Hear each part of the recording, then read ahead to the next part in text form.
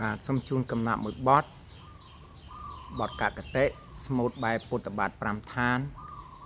ចែកជូនជាទីសន្តាប់ជេ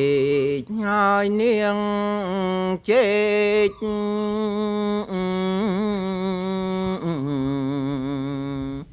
គេទូលគេរែកគេកាប់បន្ទុំ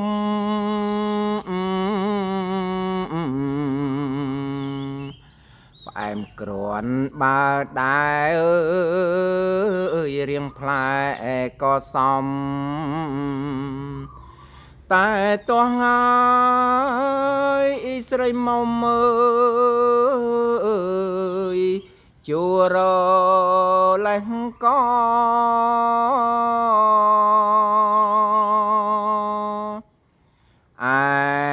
នាងក្រូចឆ្មើ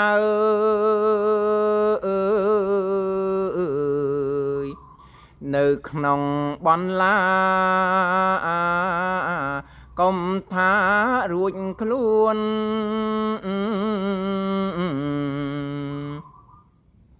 ជូនណាស់ពីម៉ែអើយហោហែដល់កូនទុំខំអើយកែខ្លួនអើយបានត្រឹមងាំងើយចំណែកនាងស្វាយអើយ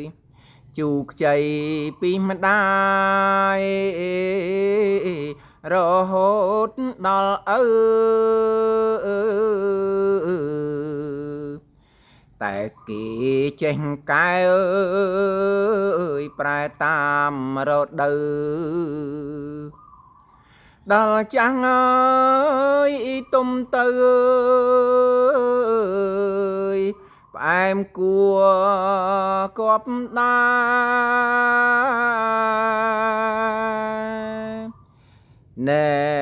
ផ្លែណូនង